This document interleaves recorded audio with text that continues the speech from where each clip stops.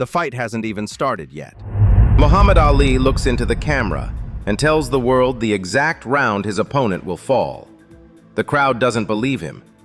But when that round comes, the man is on the floor. How could Ali do that? What gave him this unshakable confidence? The answer starts long before the ring. To understand how he could call his shot with such certainty, we have to go back, before the bright lights, before the fame. To a 12-year-old boy in Louisville, Kentucky. He didn't own a pair of gloves. He didn't even dream of becoming a boxer. But one stolen bicycle set him on a path that would lead to world titles, global fame, and moments like this. In Louisville, Kentucky, a 12-year-old boy named Cassius Clay rode his brand new bicycle to the local fair. He was excited, maybe for popcorn, maybe for candy. But when he came back, his bike was gone. His parents had worked hard, saved for months to buy it, and now it had been stolen. Furious, Cassius went straight to a nearby policeman. "If you find the thief," he said, "I'll beat him up." The officer, Joe Martin, laughed.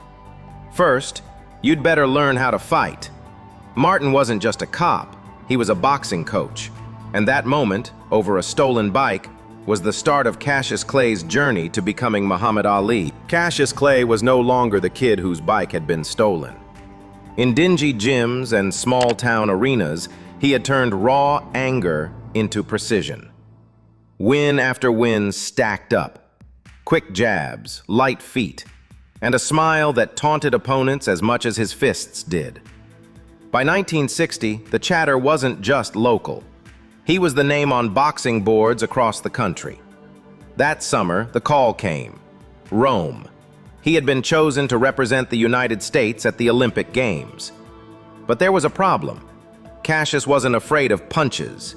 He was afraid of planes. The thought of being thousands of feet in the air made his chest tighten. For a moment, he considered turning the offer down. Instead, he found a way to fight fear like any other opponent: preparation. At a military surplus store, he bought a parachute. If the plane went down, he'd be ready.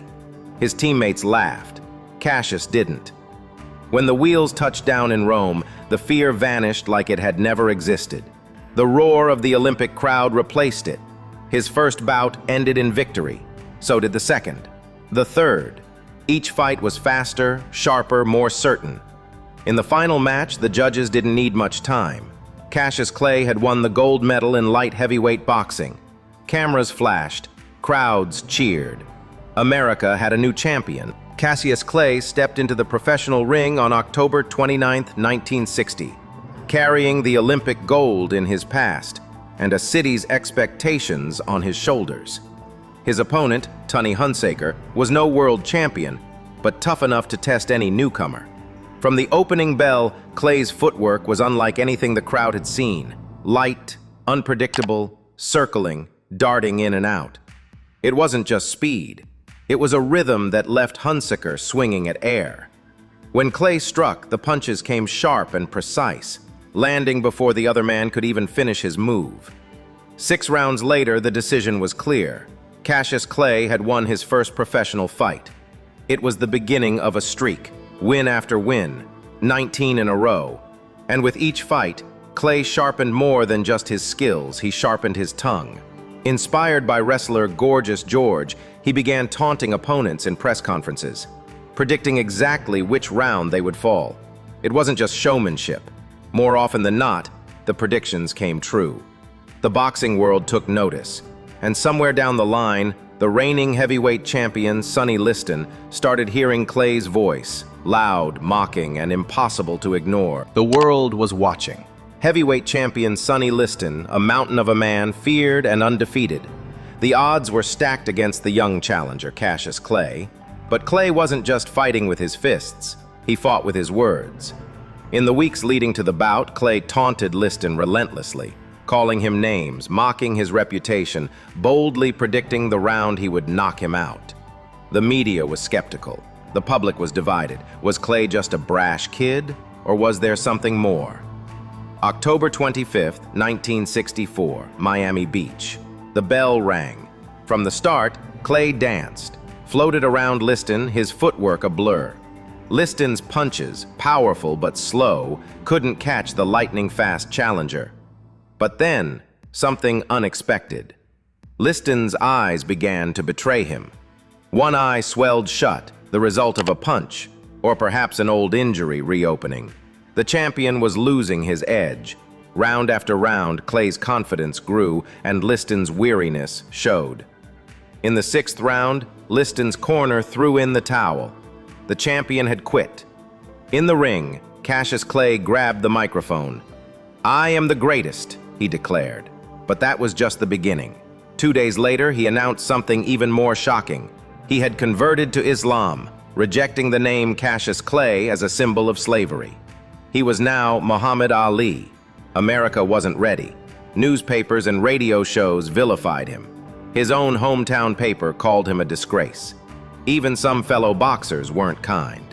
Floyd Patterson, former heavyweight champion, took jabs at Ali, questioning his courage and patriotism.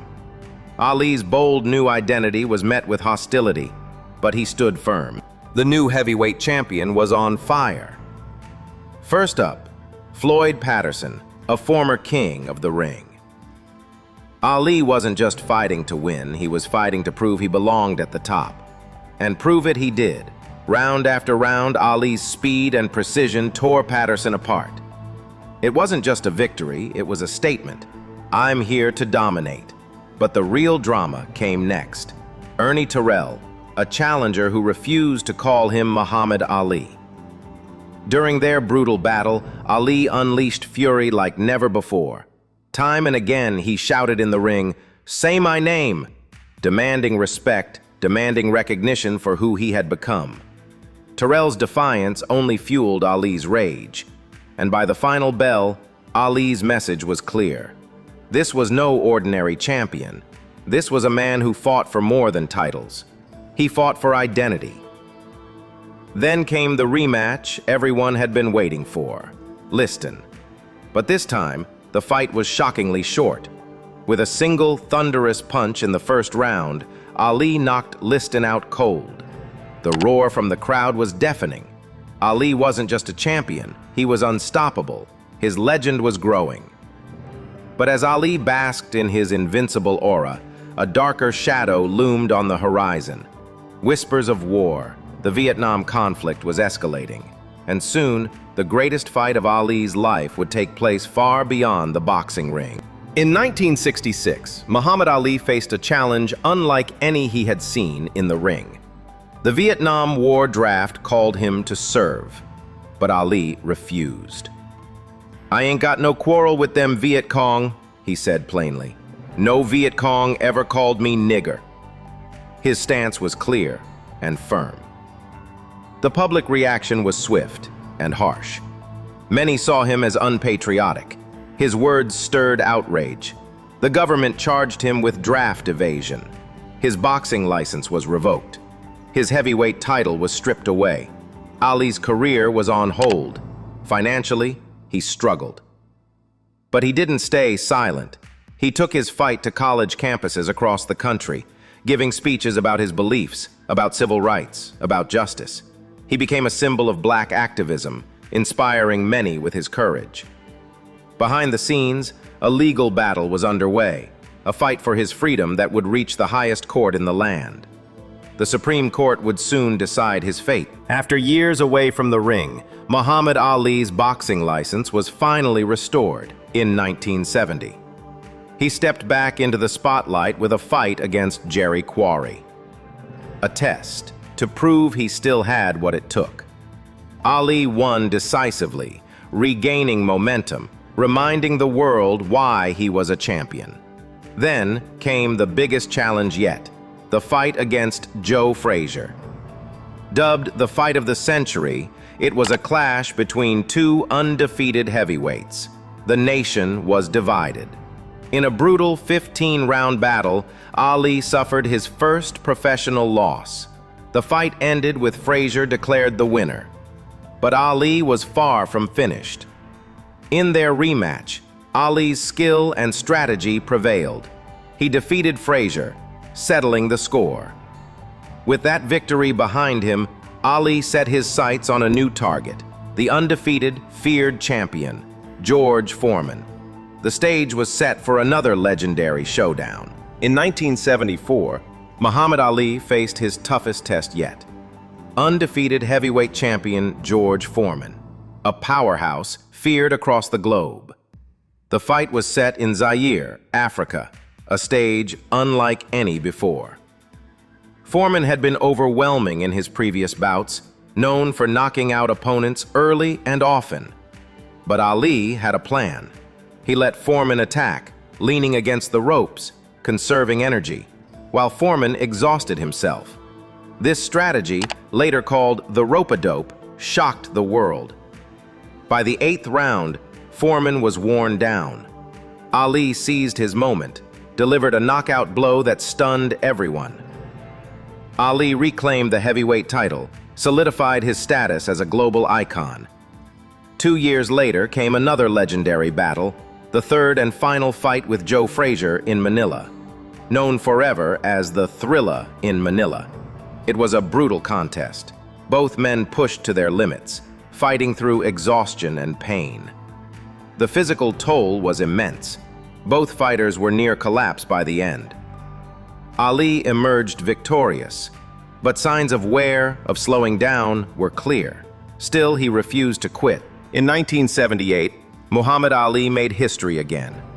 He faced Leon Spinks, a young challenger who had shocked the boxing world by beating Ali once before. But Ali wasn't done. In their rematch, Ali reclaimed the heavyweight title for the 3rd time, a record no other boxer had matched. It was the perfect moment to step away, to retire at the top, but Ali refused to stop. He chose to keep fighting, pushing the limits of his body and legacy, even as the toll of years in the ring weighed on him. After years of glory, Muhammad Ali's career began to decline. Despite advice to retire, Ali returned to the ring multiple times, pushing his body beyond its limits. In 1980, he faced Larry Holmes. The fight was one-sided.